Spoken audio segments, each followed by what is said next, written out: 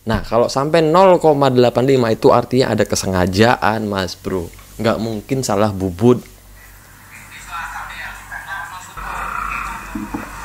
Maximum 30. Okay, this free and can use the velocity. Okay, deal.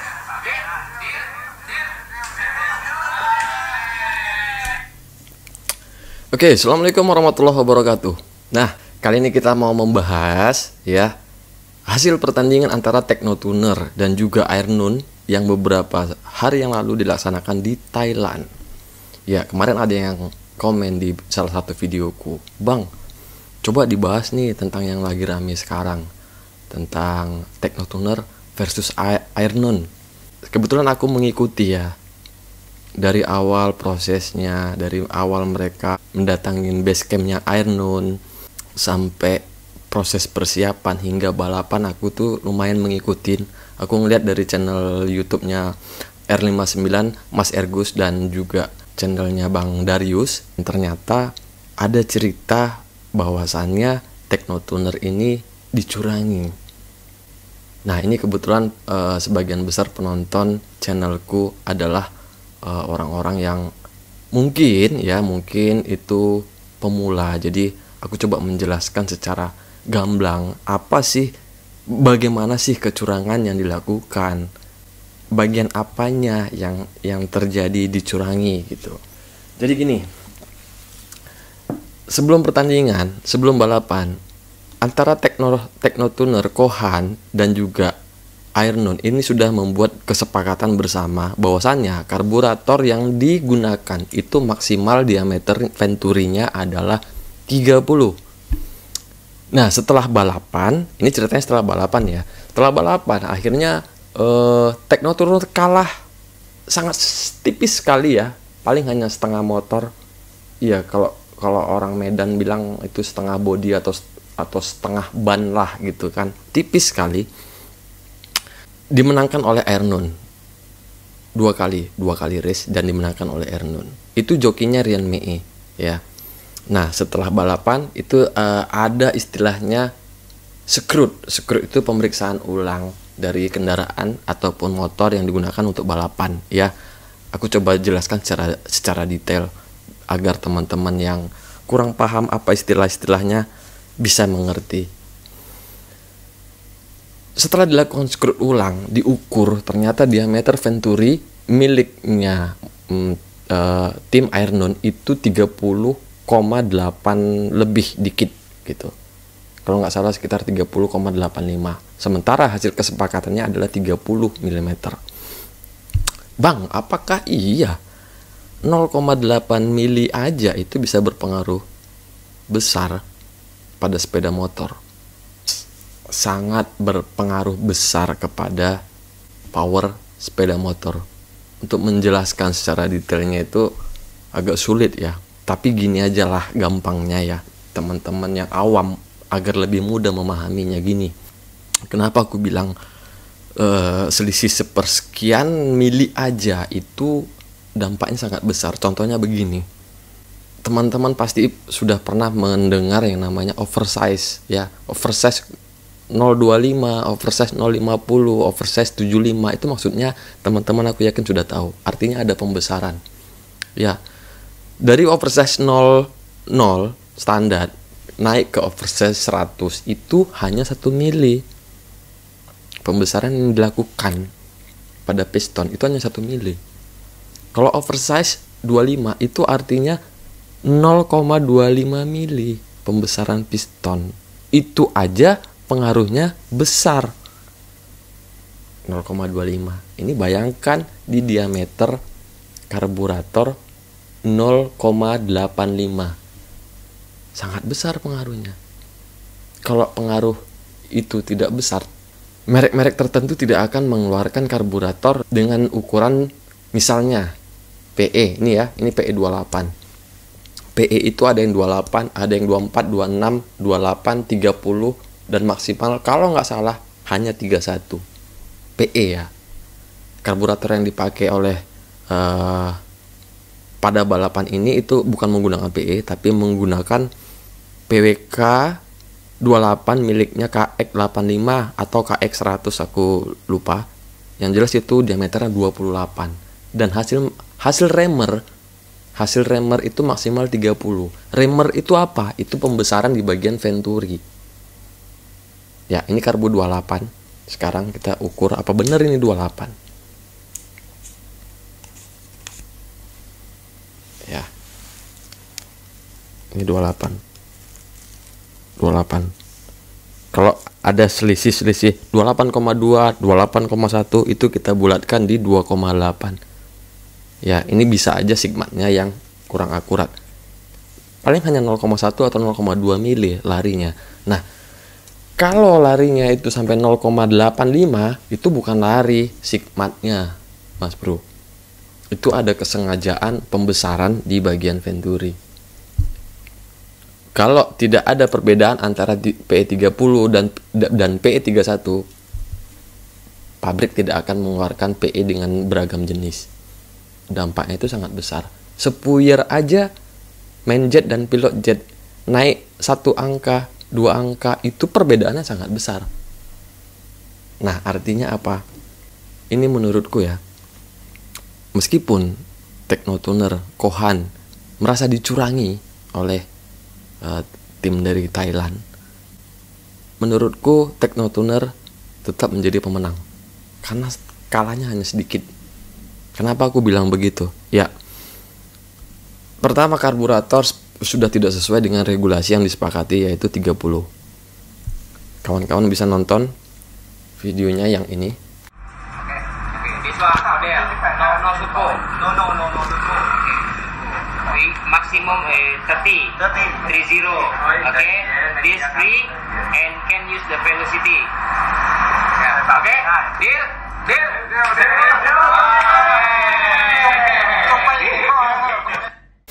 Oke, di video tadi teman-teman bisa lihat sendiri kan, kesepakatan yang sudah disetujui bersama adalah diameter maksimum karburator venturinya 30.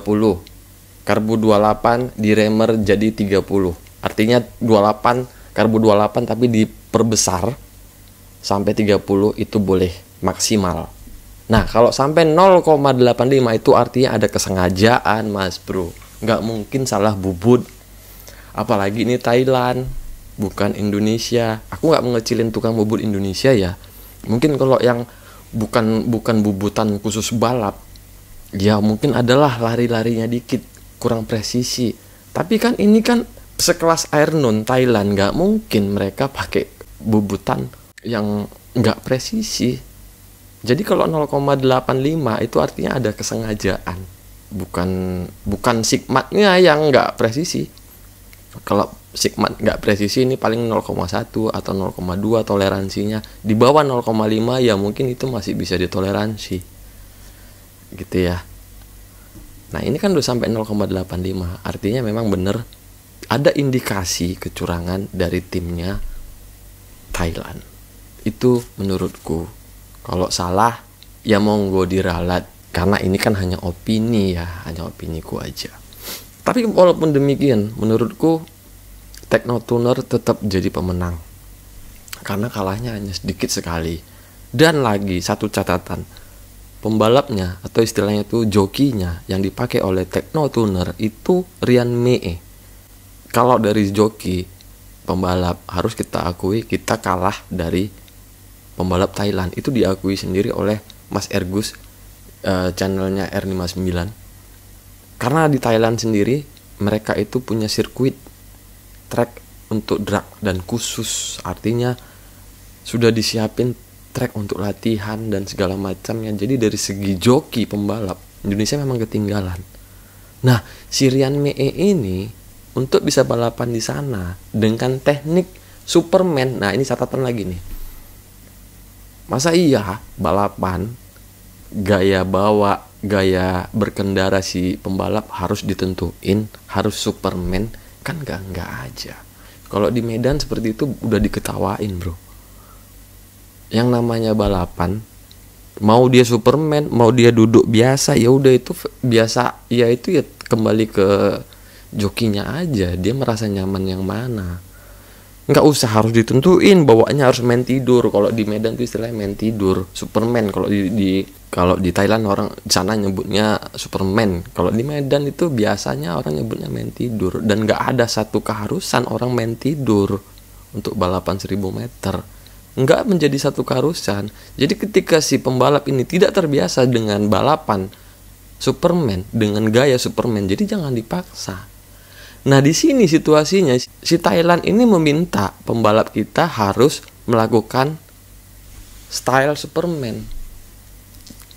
Di gigi 5 harus Superman. Kan udah enggak aja. Sementara si Rian Mei ini style balapnya nggak begitu.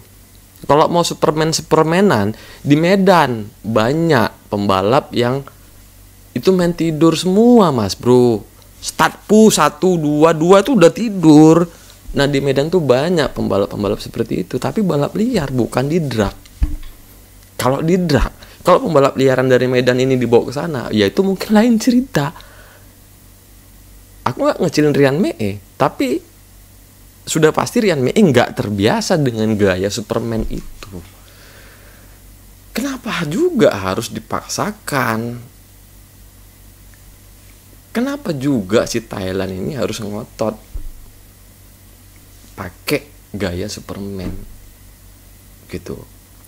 Dan yang kusesalkan lagi, kenapa juga Teknotunernya mau nerima tantangan itu sementara jokinya nggak terbiasa. Nah, si Rian Mei ini belajar lagi tuh, belajar gaya main tidur di Thailand. Coba aja kawan-kawan lihat di channelnya Rian Mei, dia itu belajar lagi gaya main tidur, gaya cara start, cara main tidur di Thailand, belajarnya sama joki Thailand. Bayangin, mau main dengan orang Thailand, tapi belajarnya di Thailand juga.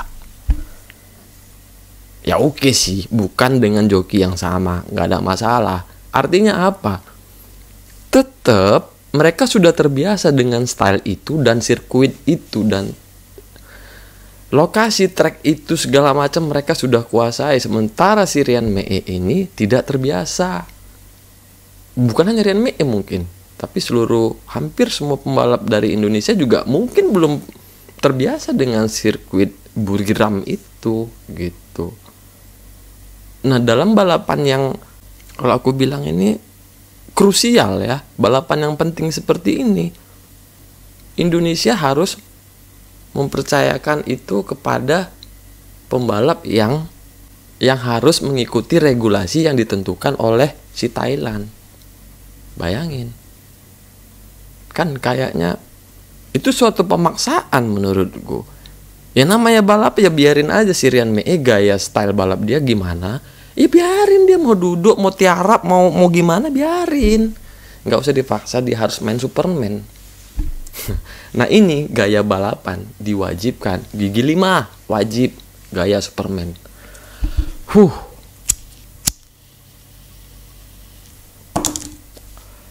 Minum kopi dulu ya.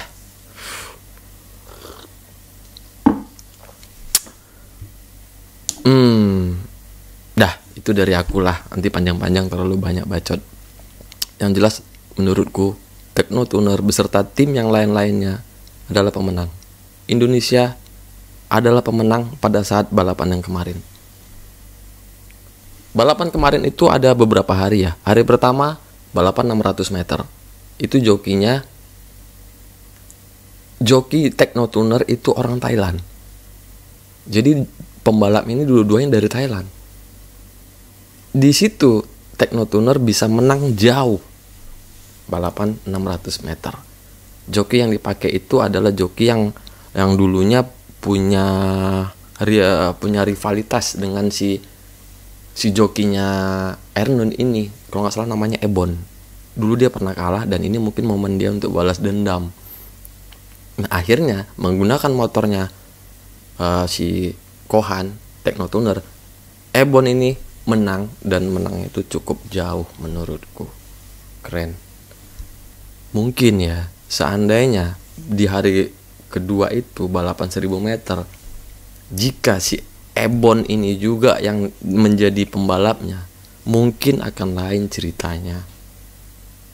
Aku nggak tahu kenapa Kohan beserta tim nggak memakai Ebon ini untuk main di 1000 meter?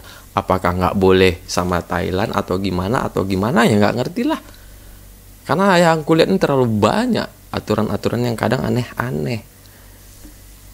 Ya dari pembalap yang harus main tidur, main Superman tadi, termasuk juga karburator yang sudah disepakati 30 ternyata 30,85. Menurutku Technotuner wajib diacungi jempol, kalian adalah pemenang.